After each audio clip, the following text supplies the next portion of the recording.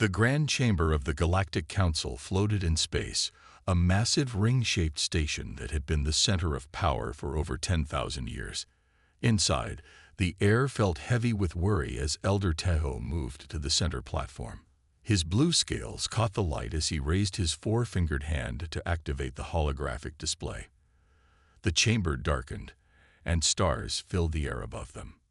17 council members sat in a wide circle, each from different worlds across 3 spiral arms of the galaxy. Some had fur, others scales, and a few were made of something like living crystal. They had kept peace for so long that many younger species thought war was just an old story. "My fellow council members," Tahoe said, his deep voice echoing through the chamber, "today we face something unexpected." He zoomed the display to show a small yellow star. "Our sensor ships have detected unusual signals from this overlooked solar system in Sector 87. The display changed to show a blue-green planet third from its sun. Radio waves and other signals surrounded it like a cloud. "What makes these signals worth our time?" asked Elder Narai, her crystalline form glittering as she spoke. "We discover new pre-space civilizations every cycle." Tahoe nodded to observer Juan, who stepped forward. She wore the silver uniform of the Council's Science Division and carried a data tablet. Juan was known for being careful and exact in her work. No one questioned her facts. "This species calls themselves humans," she said, touching her tablet to send images to the main display. The hologram showed bipedal beings with varied skin tones and no scales or fur. "What makes them different is their speed of advancement." The display showed a timeline that made several council members gasp. "They developed from simple tools to basic computers in less than 10,000 years, Juan continued. "From first flight to landing on their moon in just 66 years. They have gone from primitive technology to rudimentary space travel in mere centuries."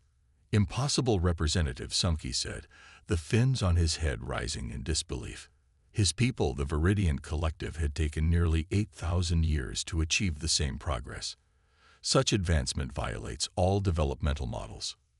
Juan pressed another button, and videos played showing human history, from early farm tools to massive rockets launching into space. "And yet it is happening," she said calmly. "They've achieved in 200 years what took the Luminary 3,000. Elder Minho of the Luminary shifted uncomfortably in his gravity chair. His species had always prided themselves on their quick advancement. "How did we miss them before now?" asked Representative Doyun of the plant-based Florins. "Their star system sits in a dust cloud that blocked most signals," Tahoe explained. "Our recent sensor upgrade allowed us to detect them. Even so, we estimate they are already working on faster engines. Within decades, they might achieve near-light travel." The room fell silent as everyone considered what this meant. No species had ever developed so quickly without outside help. "Are they a threat?" asked Hayemi, the diplomatic envoy, her long fingers tapping nervously on the table. Her people had suffered in ancient wars before the council formed. Juan displayed more images: human cities, human art, human weapons. "Unknown," she replied, "but they are unlike anything we have encountered before. They fight wars among themselves, yet create beautiful art about peace. They destroy parts of their world, yet work to save others. They are divided into many groups, yet seem to share a common drive to explore and expand." The display showed humans landing on their moon, then sending robots to nearby planets. The last image showed their current space stations orbiting their world. "Their technology is still primitive compared to ours," said Elder Jono, his furry face thoughtful. "But the speed of advancement suggests they will reach our level within just a few centuries, not the thousands of years we expected." The council chamber erupted in debate. The Wujin delegation, always careful and slow to act, insisted on quarantine protocols, the standard approach for potentially dangerous species. Others, like the adventurous Sealan representatives, argued for immediate contact before humans discovered faster-than-light travel on their own. If they continue at this pace, they could become a major power before they learn the rules that keep our galaxy peaceful, warned Representative Jinsu. Or they could bring new ideas and energy to our ancient civilization, countered Representative Yumna, whose people had joined the council most recently. The debate grew louder as more members joined in. Some demanded humans be contained to their home system. Others suggested subtly slowing their development through secret means. A few even proposed welcoming them immediately as special members of the galactic community. Elder Teho let the debate continue for a full 10 unit before raising his hand for silence. The chamber grew quiet immediately, a tradition of respect older than most civilizations. This matter requires careful thought, he said. We will observe them more closely before deciding. Observer Juan, you will lead this assignment. Take a research ship to the edge of their system. Study them, but remain hidden. Report anything unusual immediately. Juan bowed slightly. I will depart within the day. The rest of the council will receive regular updates. Tahoe continued. We will meet again in one standard cycle to decide our approach. As the meeting ended, the council members broke into small groups, still discussing the implications of this discovery. Elder Teho remained at the center platform, studying the images of Earth with concern in his ancient eyes. In her private chamber, Juan reviewed the human transmissions again. She watched their entertainment broadcasts, studied their scientific papers, and listened to their music. Their creativity seemed boundless. Their resilience in the face of disasters impressed her. Their contradictions, love and hate, war and peace, destruction and creation all existing together, fascinated and unsettled her.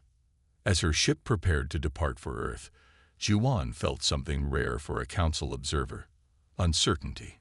In her 500 years of service, she had studied dozens of emerging species, but humans defied all patterns. They were unpredictable in ways that could be either wonderful or terrible for the galaxy. The observation ship slipped away from the council station, its advanced engines carrying Juan toward humanity. As the stars streaked past, she wondered if the council truly understood what they might be facing. Humanity was advancing faster than anyone thought possible, and the galaxy might never be the same. The grand orbital station hung in space between Earth and its moon. 5 council ships surrounded it, their sleek designs unlike anything humans had built. Inside the gleaming meeting chamber, Ambassador Doyun checked his appearance one last time. His blue-gray skin was properly moistened, and his ceremonial robes showed his high rank in the council. This meeting would make history, the official welcome of humanity to the galactic community. After 1 year of secret observation, the council had voted to establish formal contact. It hadn't been an easy decision. The Wujin delegation had fought against it for months, warning that humans developed too quickly to be trusted. But curiosity and the potential benefits won out in the end. Doyun touched the small device at his throat, making sure his universal translator was working properly. The technology could instantly convert any language in the galaxy to any other. It had never failed in his 200 years of diplomatic service. They are approaching the docking bay, said his assistant, Minji. Doyun nodded. Remember the protocol. New species are always overwhelmed at first. They will need gentle guidance. The door slid open and the human delegation entered. 5 of them, dressed in formal blue uniforms with gold trim. Dohyun had studied humans extensively but was still surprised by how they varied in appearance while being the same species. 2 had darker skin, 3 lighter. Their heights differed, yet they all moved with the same confident stride. Dohyun spread his 4-fingered hands in the traditional greeting gesture. Welcome to the galactic community, he said, expecting to see the usual mix of awe, gratitude, and deference that newly contacted species showed. After all, most civilizations reacted like children meeting adults when they first encountered the ancient council. The leader of the human group, Director Jinwoo, stepped forward without hesitation. He was middle-aged by human standards, with streaks of gray in his black hair. He smiled and extended his hand in the human greeting gesture that Doyun had prepared for. Thank you for the welcome, Ambassador, Jinwoo said, his voice steady and confident. Earth is eager to establish mutually beneficial relations. The emphasis on mutually wasn't lost on Doyun. New species typically accepted whatever terms the council offered, grateful just to be included. He clasped Jinwoo's hand briefly, noting the firm grip. "We have prepared quarters for your comfort," Doyun said. "Perhaps you would like to rest before our discussions begin." "That won't be necessary," Jinwoo replied. "My team and I have prepared extensively for this meeting. We're ready to begin right away." Doyun blinked twice, a sign of surprise in his species. "As you wish." They moved to the conference room, where the initial treaty terms were displayed on floating screens. Doyun had overseen first contact with 3 other species in his career. Each time, the newcomers had spent days just asking questions, trying to understand the basics of galactic society. But the humans immediately began analyzing the terms. "These travel restrictions seem quite limiting," said Hana, a sharp-eyed woman who had been introduced as Earth's top legal expert. "You're saying we can only establish colonies within 50 light-years of our home system for the first century." "It is standard procedure," Doyun explained. "New species must adapt gradually to the responsibilities of interstellar civilization. But the restriction isn't based on our capabilities," Jinwoo pointed out. "It's an arbitrary time limit." By the 3rd day of negotiations, Doyun was sending worried reports back to the council. The humans weren't following the expected pattern at all. They questioned traditions that had stood for thousands of years. They requested technologies that were always restricted from newcomers.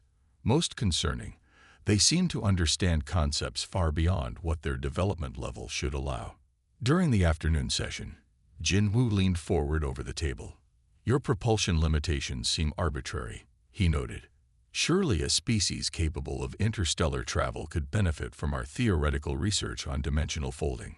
Doyun nearly dropped his data tablet. Dimensional folding was an advanced concept that most council species took centuries to develop after joining. It involved bending space itself for faster travel. How do humans even know about it? "That's a technology we discuss only with full members," Doyun said carefully. Jinwoo smiled. "Of course, but I'm not asking for the technology itself, just suggesting that theoretical exchange could benefit both sides. Our scientists have been working on some interesting approaches." That evening, Doyun contacted Elder Tahoe directly. "They know things they shouldn't," he reported. "Either they've had previous contact with advanced species, or they've developed faster than even our revised models suggested." Meanwhile, the humans were making an impression elsewhere. Representative Yuna, an archaeologist from Earth, had joined a council science team studying ancient ruins in the Centauri cluster. The ruins had baffled council experts for decades. "What do you make of these markings?" asked senior researcher Junseo, pointing to symbols that covered a wall. The team had spent years just cataloging the symbols without understanding their purpose. Yuna studied them for only a few minutes before tracing a pattern with her finger. "These aren't decorative," she explained to the stunned council scientists. "They're operational instructions for ecological restoration. See how this sequence repeats. It's describing a process for rebuilding damaged ecosystems." Within days, she had identified patterns that had eluded the council's best minds for years. The scientists weren't sure whether to be impressed or embarrassed. The cultural exchange programs revealed even more puzzling aspects of humanity. Council species who met with humans often left feeling confused. Humans seemed full of contradictions. They created entertainment that celebrated warfare yet showed extraordinary compassion toward suffering. They made beautiful art about their own extinction. They argued passionately about ideas instead of simply accepting established wisdom. "I don't understand them," said Cultural Exchange Officer Subin after watching humans debate politics for hours. "They disagree with each other constantly, yet they work together effectively. How is this possible?" When humans were invited to view council entertainment, they found it beautiful but lacking conflict, as one human put it. When shown council educational materials, they asked questions that had never occurred to the writers. After 6 weeks of first contact, Ambassador Do-yun prepared his formal report to the full council. He stood in the holographic projection chamber, his image being transmitted to the grand chamber trillions of miles away. In conclusion, he said to the assembled council members, "Humans are advancing more rapidly than any species we have encountered. They grasp concepts that should be beyond them. They question traditions we have maintained for millennia." "Are you suggesting we reconsider diplomatic relations?" asked Elder Nara. Do-yun chose his words carefully. "I am suggesting we approach with both enthusiasm and caution. Humans offer fresh perspectives that might benefit our civilization, but they're unpredictable in ways that challenge our understanding." He displayed images of the meetings, the negotiations, the cultural exchanges. "They're unpredictable," Do-yun concluded, "and that makes them either our greatest asset or our greatest concern." As the council debated, Director Jinwoo stood at a viewport on the orbital station, looking out at the stars. Unlike most newly contacted species, he didn't seem overwhelmed by the vastness of galactic civilization. Instead, he looked like someone seeing not just new worlds, but new opportunities. "What do you think they'll decide?" asked Yuna, joining him at the window. Jinwoo smiled slightly. "I think they'll agree to our terms eventually. They need us as much as we need them. They just don't know it yet."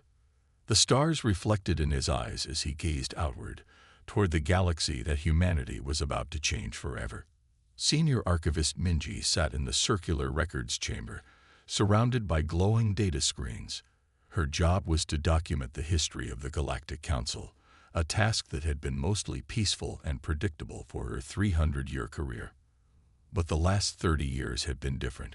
Her fingers moved quickly over the keyboard as she updated the latest human developments, her face showing growing worry. The chamber door slid open, and Elder Teo entered. Even after all these years, he still led the council, though his blue scales had dulled with age. "Another update on the humans?" he asked, seeing her expression. Minji nodded. "Just 30 years after first contact, they have established colonies on 30 worlds. 30 worlds, Elder. The Mizari took 400 years to settle half that many." Tahoe moved closer to see her screen. "Their speed continues to surprise us." "It's not just their speed." Minji pulled up a new report. "It's how they change everything they touch. Look at this data from Science Division." The screen showed images of a new computer system. It was smaller than standard council technology, but clearly more powerful. Human scientist Seokjin has combined our crystalline computing architecture with their quantum theories, Minji explained. "This hybrid technology outperforms our systems by several orders of magnitude. It can process in minutes what our best computers need days to calculate." Tahoe studied the images with a mix of admiration and concern. One species shouldn't advance this quickly. "Perhaps we should have listened to the Wujin warnings 30 years ago," Minji said quietly. Tahoe shook his head. "Perhaps, but it's too late now. Humans are fully integrated into our society. Indeed, human influence could be seen everywhere. The Grand Council chamber itself, unchanged for 10,000 years, now featured human-designed environmental systems that adjusted perfectly to each species' needs. The communication interfaces created by human engineers made translation between species seamless and natural." When Tahoe and Minji arrived at the council meeting that day, they found the chamber already divided into the usual factions. On one side sat the traditionalists, mostly older species who had been council members for thousands of years. On the other side were the progressives, including many younger species and those who embraced human ideas. "The expansion rate is becoming concerning," said Elder Kyungo, leader of the archivist faction. His crystalline form sparkled under the chamber lights as he displayed a galactic map showing human settlement patterns. "They're establishing presence in regions we've left untouched for important reasons." "What important reasons?" challenged progressive leader Ja. Her furry face showed clear frustration. "Most of those regions were restricted by traditions so old no one remembers why we started them. Traditions maintain stability. Kung-ho replied firmly.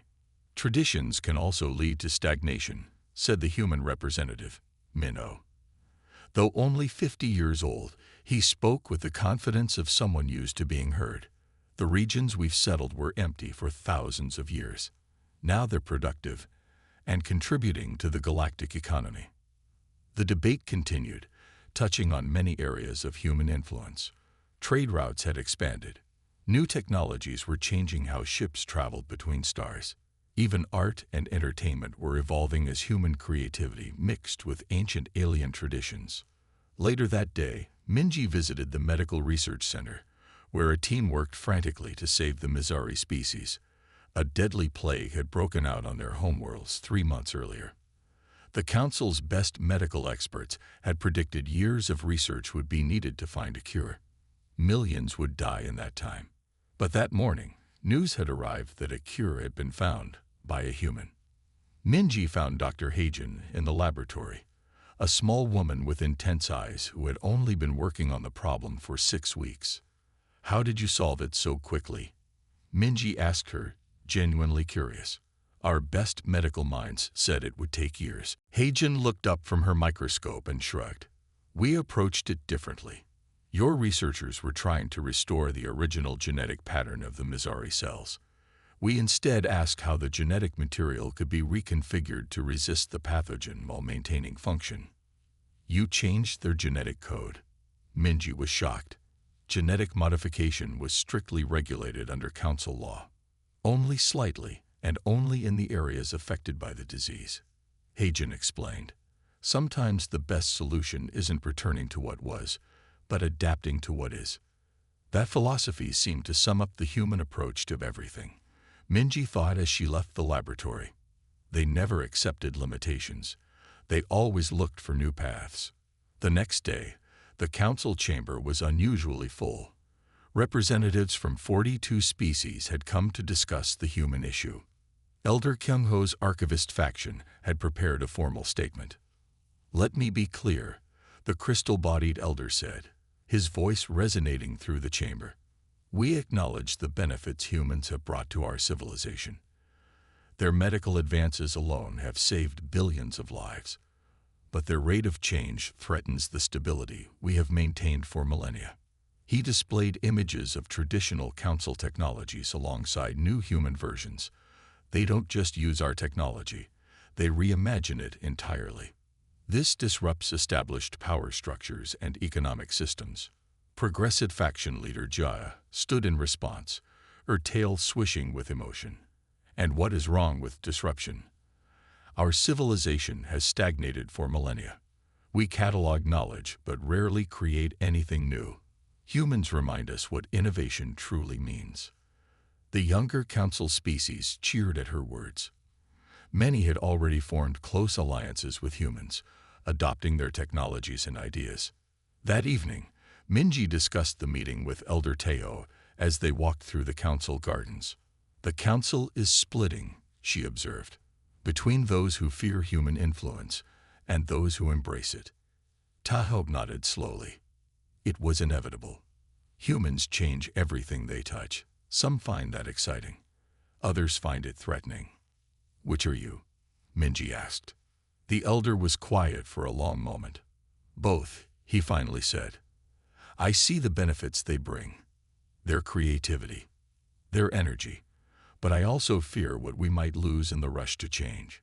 As if to emphasize his point, they passed a garden section that had been redesigned with human input. The traditional orderly rows of ancient plants had been replaced with a more natural, flowing design. It was beautiful, but completely different from what had stood there for thousands of years. The Mizari homeworlds are already implementing the human cure, Minji said. The death rate has dropped by 80% in just days. Yes, Tahoe acknowledged. Billions will live because of human innovation. But, Minji sensed his reservation. But when the Mizari recover, they will look to humans with gratitude and admiration, not to the council that has protected them for millennia. As human influence continued to spread throughout the galaxy, many council species found themselves making similar choices between embracing the whirlwind of human ideas or clinging to the stability of ancient ways.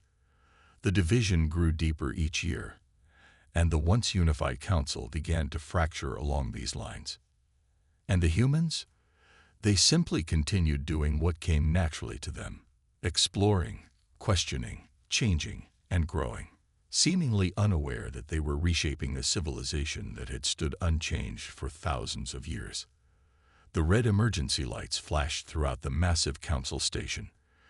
For the first time in 3,000 years, the highest-level alarm echoed through every corridor and chamber. Council members from all 17 senior species rushed toward the grand chamber, many still wearing sleek clothes or casual attire. Elder Teho already stood at the center platform, his scaled face grim in the pulsing red light. The chamber filled quickly as worried representatives took their seats. "What is happening?" demanded Representative Yuna of the Sealan. "Why have the emergency protocols been activated?" Before Tahoe could answer, the massive display screen at the front of the chamber activated. The image showed Supreme Commander Shuno, his fur matted with what looked like blood. Behind him, a command center was filled with injured officers and damaged equipment. "Supreme Commander, report your situation," Tahoe ordered. Shunho's hologram flickered with static. "The defense line at Proxima Vale has fallen," he said, his voice tight with pain. "We lost 87 ships in less than 1 hour. Traditional Council defenses are completely ineffective against their new weapon systems." "Against whose weapons?" asked a confused representative from one of the younger Council species. The chamber fell silent. Elder Teho exchanged looks with the other ancient members of the Council. This was the moment they had feared for generations. "The Void Harbingers have awakened," Tahoe said quietly. Gasps filled the room from the younger species, while the elder members closed their eyes in dread. For 12,000 years, the Council had managed to keep the Harbingers contained in a remote sector through careful monitoring and occasional preemptive strikes. The younger races had been told only legends about them, not the full truth. "The Void Harbingers are no myth?" asked Representative Minho from Earth, who had joined the Council only 40 years earlier. "They are very real," answered Elder Kyungo. "A species that consumes worlds.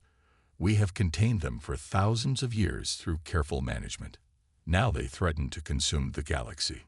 The hologram showed images from the battle at Proxima Vale. Strange black ships that seemed to absorb light rather than reflect it. Energy weapons that cut through Council shields as if they weren't there. Entire planets going dark as the Harbingers began their feeding process. "How long before they reach populated systems?" asked Representative Subin of the Mizari, the fear clear in her voice. "At their current speed, 3 weeks to the nearest colony worlds," Commander Shuno reported. "Perhaps 2 months to reach the core systems." "We must evacuate those colonies immediately," said Representative Narai. "And then what?" countered Kyungo. "Keep retreating until we have nowhere left to go." "The Council fleet requires 2 months to fully mobilize," Elder Teho stated grimly. "We have ships scattered across the galaxy on peaceful missions. Even with emergency recalls, we cannot assemble sufficient forces in time." The chamber erupted in fearful discussion. Species that had known only peace for thousands of years now faced extinction. Some representatives were already sending messages to their homeworlds, ordering evacuations or defense preparations. In the midst of the chaos, a tall human figure stepped forward. Admiral Jiho wore the dark blue uniform of Earth's Space Force with simple silver rank insignia. She had only recently been appointed to an advisory position with the Council military. "If I may speak," she asked firmly. Tahoe nodded, and the chamber quieted. "Earth's rapid response vessels can deploy in 3 days," Jiho stated. "We have been developing new defense systems that may be effective against the Harbinger technology. We can position a fleet of 200 ships at the Castis sector to intercept their advance." "Impossible," Commander Chuno objected from the hologram. "I've seen your ships, Admiral. They lack both the firepower and shielding to engage Harbinger vessels. It would be suicide." "With respect, Commander," Jo countered, her voice calm but confident, We've analyzed the Harbinger attack patterns from your historical records. They haven't faced an adversary that changes tactics in mid-battle for thousands of years. They rely on overwhelming force against predictable defenses. She stepped to the center platform and activated a tactical display showing ship formations. We don't need to overpower them. Just confuse them long enough to identify vulnerabilities, she continued. Human ships are smaller and more maneuverable. We've developed electronic countermeasures that might disrupt their targeting systems. You would risk your entire fleet on a theory? Asked Elder Kyungbo, his crystal form flashing with skepticism. I would risk my fleet to save billions of lives. Joe answered simply. We can be ready in 3 days. The question is whether the Council will authorize the mission. The chamber fell silent again as the Council members looked at each other. They had never entrusted such an important mission to humans before. Council military doctrine had remained largely unchanged for thousands of years. But with traditional forces months away from readiness, what choice did they have? We need time to discuss, began Elder Kyungbo. There is no time, interrupted Representative Jaya of the Progressive faction. The Harbingers are moving now. If Admiral Jiho says human ships can deploy in 3 days, we should accept their help. After hours of debate, the Council voted. By a narrow margin, they authorized a human-led coalition to intercept the Harbinger fleet. Any Council ships already in position could join, but Admiral Jiho would command the mission. 3 days later, 200 human ships plus 35 Council vessels gathered at the Castus sector. The human ships looked strange to Council observers, smaller than standard military vessels, with unusual modifications.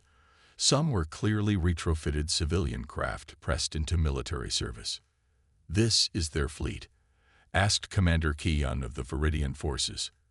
They look improvised. Humans excel at improvisation, replied Science Officer Minji, who had studied human culture for decades. From the bridge of her flagship Intrepid, Admiral Jiho watched the approaching Harbinger vessels on her tactical display. They moved in a perfect formation, each ship precisely positioned, a pattern unchanged for thousands of years. Remember the plan, she said to her captains over the comm system. Don't engage directly. Use the confusion protocols. Stay mobile. Look for weaknesses. The battle began with the Harbingers firing their black energy weapons, expecting to destroy the human fleet in minutes as they had done at Proxima Vale.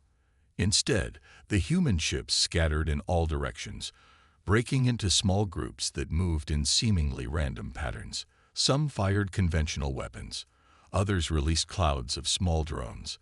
Still others broadcast electronic signals on frequencies matching the Harbinger's own communications. For the first time in 12,000 years, the Harbingers faced an enemy they couldn't immediately overwhelm. Their perfect formation broke apart as they tried to target the erratic human ships. It's working, reported Captain Hannah from her ship. They're confused by our movements. Sensor team, Joe called. Are you identifying any weaknesses? Yes, Admiral, came the response. When they adjust their shields to block our weapons, they create a momentary gap in their engine protection. If we time our strikes precisely. 4 hours later, the battle was over. 27 human ships and 8 Council vessels had been destroyed. But the first wave of Harbingers had been driven back, something Council strategists had thought impossible. When Admiral Jiho returned to the Council station, the Grand Chamber was divided. Some representatives cheered her arrival. Others watched with concern. Admiral Jiho has saved the Castus sector and given us time to mobilize our main fleet, announced Representative Yumna, rising to her feet. Humans have proven themselves the saviors of the galaxy. Perhaps, said Elder Kyungbo, his crystal form dimmer than usual. But at what cost? The battle tactics used violated 5,000 years of established military doctrine. The weapons deployed were not approved by Council oversight. He turned to face the assembled representatives. We may defeat the Harbingers only to find ourselves transformed by humanity's influence. Is that victory worth the price of losing who we are? As the debate raged, Admiral Geo studied the tactical data from the battle. The Harbingers would adapt. The next encounter would be harder. But humans were good at adaptation too. The true test was just beginning. The massive battle fleet gathered near the galactic core, where stars packed closely together filled the view screens with brilliant light. 3,000 ships from 17 different species formed an unusual pattern in space. At the center of the formation, the command ship Destiny carried the leaders who would make the final stand against the Void Harbingers. Human tactician Minjin stood before the three-dimensional star map, pointing out positions to the gathered commanders. 6 months had passed since the first victory against the Harbingers, and in that time, everything had changed. The old Council military, with its rigid traditions, had given way to something new and untested. The Harbingers expect us to defend in traditional formations, Minjin explained. His simple gray uniform had no fancy decorations, unlike the ornate council officers around him. So we will do the opposite.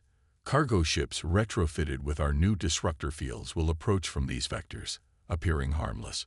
Civilian vessels modified as decoys will draw their fire here and here. Commander Shunho, who had once doubted human tactics, now nodded in agreement. His fur had grayed from stress, but his eyes showed determination. "And our actual warships?" he asked. "Hidden within this dust cloud," Minjin replied, using the new communication system that allows instant tactical changes. "When the Harbingers commit to attacking our decoys, we strike from multiple directions simultaneously." Elder Tejo watched from the back of the room. In his long life, he had never seen council military leaders accept battle plans from a younger species. Yet here they were, betting the future of the galaxy on human creativity. The battle began the next day. The Harbingers came in force, 10,000 ships strong, their black hulls absorbing light from nearby stars. They had adapted since their first defeat, their formations more fluid, their weapons more powerful. But humans had anticipated this adaptation. Commercial ships that normally carried goods between worlds now delivered experimental weapons instead. Civilian vessels flashed in and out of faster-than-light travel, confusing Harbinger targeting systems. A new communication method, developed by combining 5 different species technologies, allowed the Allied fleet to change tactics in real time. From the command ship, Admiral Geo coordinated the attack. Decoy Group Alpha, draw them toward the false fleet. Mining vessels, activate disruptor fields now. Battle Group 3, prepare to emerge from the dust cloud on my mark. The Harbingers, facing an enemy unlike any they had encountered in their long history, fell into confusion. Their ships, designed to overwhelm traditional defenses, couldn't adapt quickly enough to the constantly changing battle. One by one, then in groups, the black ships exploded or drifted powerless through space. When the final Harbinger vessel fell silent, a cheer went up across the combined fleet. But the victory came with a cost. Hundreds of Allied ships had been destroyed. Thousands of lives from all species had been lost. Yet compared to the billions saved, the price seemed small. As the fleet returned home, news of their success spread quickly throughout Council space. But while the military victory was complete, the political landscape had already shifted dramatically. In the 6 months since humans had proven their worth in battle, their influence had spread far beyond military matters. Human cultural concepts, democracy, individual rights, innovation over tradition, had captured the imagination of younger council species. Many began to question the ancient hierarchy that had ruled for so long. By the time the victorious fleet reached the council station, 7 species had already formed a new alliance separate from the traditional council. Others were considering following them. The once unified galactic governance was fracturing along new lines. The Grand Chamber, which once held representatives from all council species, now stood half empty. Many seats remained vacant, their former occupants having joined new interspecies alliances based on human political models. Elder Tejo, now given the honorary title of High Archon for his long service, walked slowly to the center platform. His blue scales had faded to pale gray, and he moved with the stiffness of extreme age. Yet his eyes remained clear as he activated the recording system.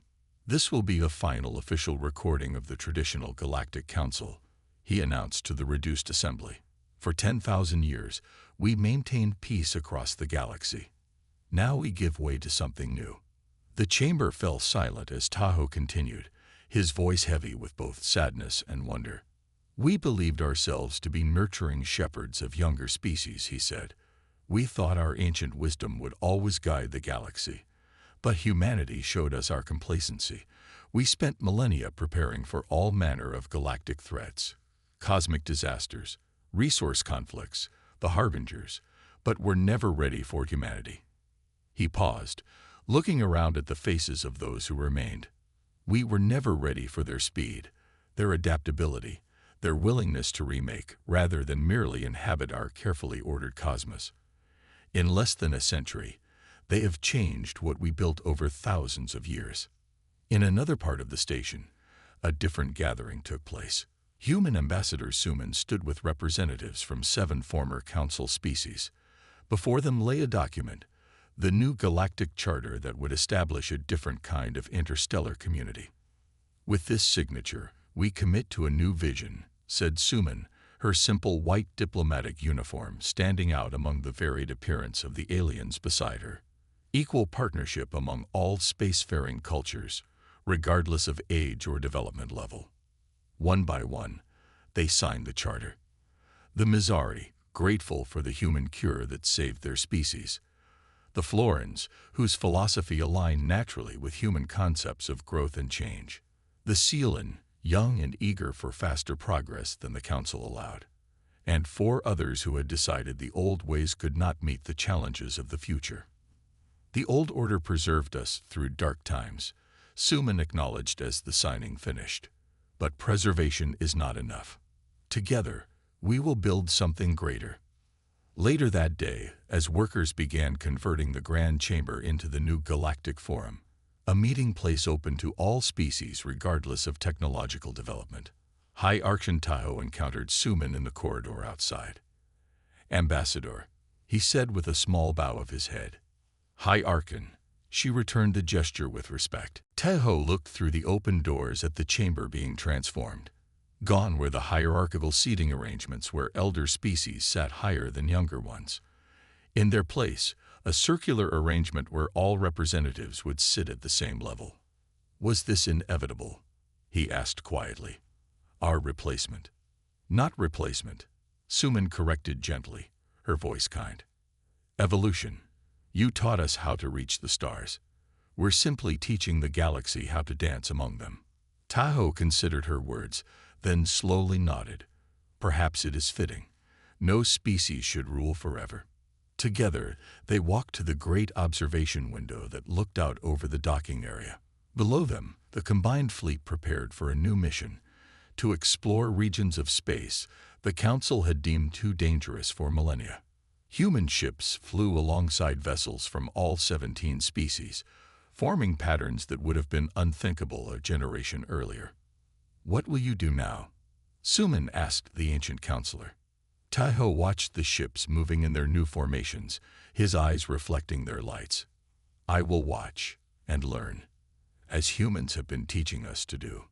The galaxy would never be the same, and perhaps that was as it should be. The end.